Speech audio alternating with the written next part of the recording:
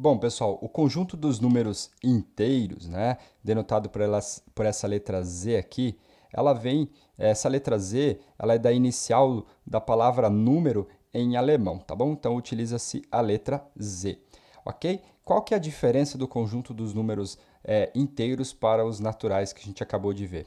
Os inteiros, a gente acrescenta o que a gente chama de número negativo, que são os opostos dos números naturais positivos que a gente acabou de ver. Então, por exemplo, conjunto dos números inteiros, o que a gente vai ter? A gente sabe que os naturais, 0, 1, 2, 3, 4 e assim por diante. Com exceção do zero, que ele não tem nenhum oposto, todos os outros números naturais têm o oposto. O oposto do 1 é quem? A gente chama de menos 1. O oposto do 2, a gente chama do quê? De menos 2. O oposto do 3, a gente chama de menos 3 e denota dessa maneira. E o oposto do 4, a gente chama de menos 4 e assim por diante. Como cada número natural, né? Como o conjunto dos números naturais é infinito, cada natural vai ter o seu oposto. Então, o conjunto dos números inteiros também ele é infinito, tá certo? Então, ele tem todos os positivos, que eram os naturais, agora a gente acrescenta os seus simétricos, os seus números opostos, tudo bem? Então, esse é o conjunto dos números inteiros. Então, na reta numérica, a diferença que a gente tem é o seguinte: nos naturais, a gente tinha os pontinhos aqui, 0, 1, 2, 3, 4, 5 e assim por diante. Nos inteiros, eu vou acrescentar os pontos para o outro lado, né, para a parte negativa da reta numérica. Então, eu vou pontuando um pouquinho mais a reta numérica. Ainda assim, a gente tem o quê? Pontos espaçados, ou seja, não existe nenhum número aqui entre eles. O que isso significa? Entre dois números sucessores, né? Entre dois números consecutivos, natural ou inteiro, não existe mais ninguém, ou natural ou inteiro, tá bom? Então é isso que a gente tem. Bom, as operações não vai mudar, acrescentando agora o que a gente vai chamar de operação de subtração. Então, se A, B são números inteiros, o que a gente vai ter? A soma de dois números inteiros, ou seja, é um número inteiro. Então, A mais B vai ser um número inteiro. Ainda, A vezes B também vai ser um número inteiro. Agora, a gente sabe que se eu pegar dois números inteiros e subtrair, o resultado também será o quê? Um número inteiro. Então, qual que é o problema do conjunto dos números inteiros? Eu não consigo fazer divisão. Nem todas as divisões de dois números inteiros serão o quê? Números inteiros. Por exemplo, a gente sabe que se eu pegar 4 e dividir por 2, isso daqui dá quanto? Dá 2 inteiros, que pertence ao conjunto dos números inteiros. Porém, se eu pegar 2 e dividir por 4, mesmo simplificando, ou seja, dividindo numerador e denominador por 2, eu chego em 1,1 sobre 2, né? Que é 0, quanto? 0,5, que não pertence a quem? Ao conjunto dos números inteiros. Então, existe ainda uma operação que eu não consigo fazer dentro do conjunto dos números inteiros, que é a operação do quê? De divisão. Então, eu apenas consigo fazer a adição, a multiplicação e a subtração de dois números inteiros, que eu ainda garanto que o resultado será o quê?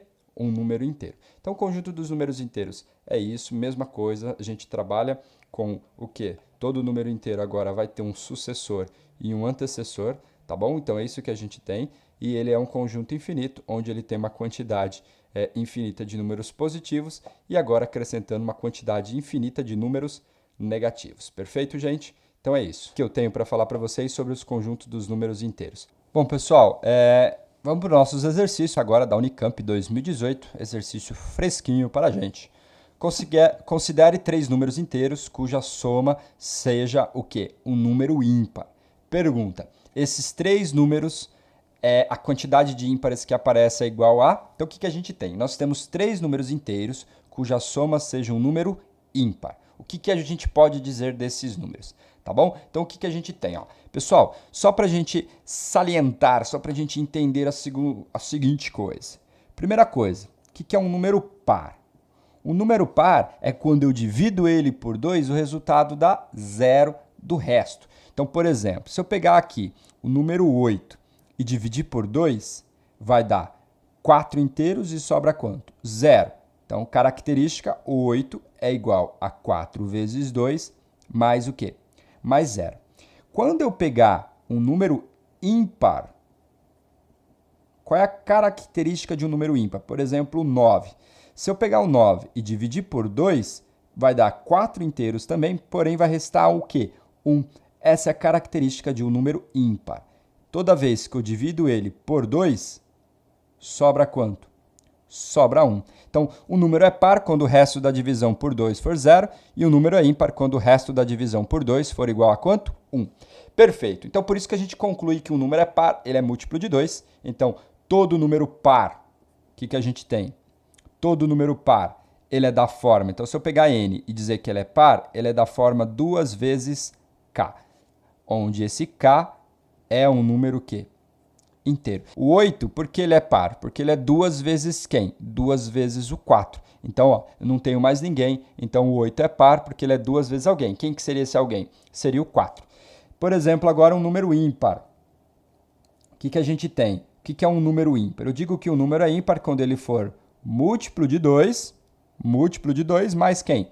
Mais 1. Novamente, esse k pode ser o quê? Um número inteiro. Pessoal, esse k aqui para pertencer aos inteiros seria, por exemplo, para eu construir todos os números que são pares ou todos os números que são ímpares, tanto os positivos quanto os negativos. Então, o número par é da forma 2k e o número ímpar é da forma o quê? 2k mais 1. Por que eu estou te dizendo isso? Ó, o exercício ele é rápido, eu só estou mastigando ele e mostrando para vocês tudo que tem por trás deles. Mas se fosse para resolver mesmo na hora da prova, se você já tivesse com tudo isso na cabeça, é rapidinho. Estou apenas orientando, tirando tudo que eu posso fazer sobre o exercício. Se eu pegar e fazer a soma de dois números pares, então par mais par. Então, se eu pegasse um número par, forma 2k, e somar com um outro número par, vou chamar aqui da forma 2p, o que vai acontecer? Ó, 2k mais 2p. Se eu colocar o 2 em evidência, ele multiplica quem? K mais p. Então, eu cheguei que par mais par ainda é o quê? Par. Então, a soma de dois números pares será um número par. Se eu pegar e fazer a soma de um par mais um ímpar, então, pega o número par, ele é da forma 2k, mais, pega o número ímpar, ele é da forma 2p mais 1. Esses dois aqui eu só consigo colocar em evidência. Então, ele fica 2 que multiplica k mais p, sobrou o quê? Sobrou 1. Toda vez que sobra 1 de resto, o que isso significa? Esse número é ímpar. Fechado? Então, o que eu quero dizer para vocês? Só para finalizar, ímpar com ímpar. Ímpar mais ímpar. Se eu tenho ímpar mais ímpar, o que a gente tem? Então, seria um número da forma 2k mais 1, mais um número da forma o quê? 2p mais 1. Lembrando que esse k e esse p seriam esses carinhas que eu peguei aqui anteriormente. Só troquei k por p para não pegar o mesmo. Então, o que a gente tem aqui? Ó? Se eu colocar o 2k em evidência, o 2 em evidência vai ficar 2 que multiplica quem? K mais p mais o quê? Mais 2. Este é um número par, o 2 é par. Par com par, a gente já sabe que o resultado vai ser o quê? Par. Resumindo, o que eu fiz com tudo isso?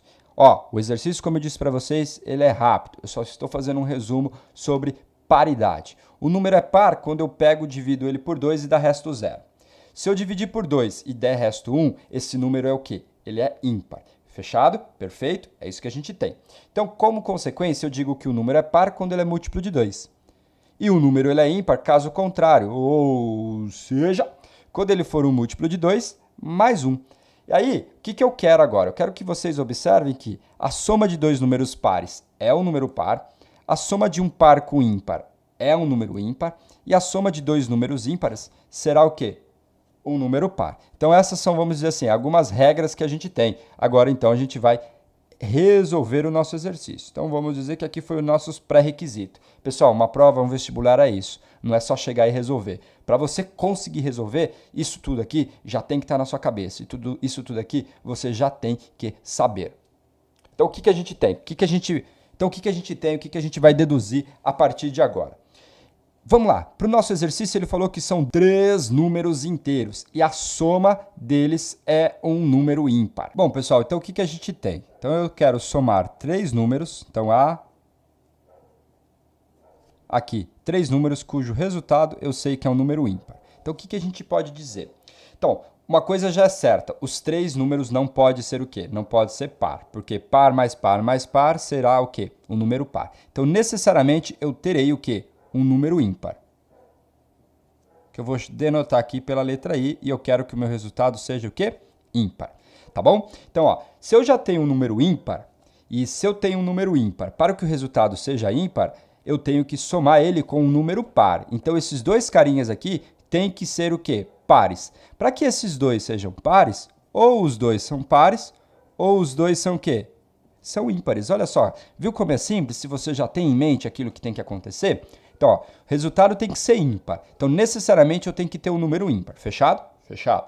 Se eu tenho um número ímpar, para que o resultado seja ímpar, o outro cara que eu tenho que somar tem que ser um número par. Então, ou os dois são pares, ou os dois são o quê? Ímpares. Por quê? O número é par quando eu somo ou dois pares ou dois ímpares. Um não poderia ser par e ímpar aqui. Então, o que a gente tem? Qual a resposta do exercício? O que eu posso dizer desses números? Ou ele aparece um ímpar, ou os 3 são ímpares. A alternativa D de jeans. Então, o que a gente tem? Um ímpar ou 3 ímpares. Então, ó, resumindo aqui, pessoal, o que você tem que ter em mente? A resolução ela é rápida, a resolução é simples, desde que você já tenha a sua estratégia montada. Na hora que você lê o exercício, você já tem que imaginar o que ele está te pedindo. E aí, a gente vai, bola uma estratégia para resolver. Beleza?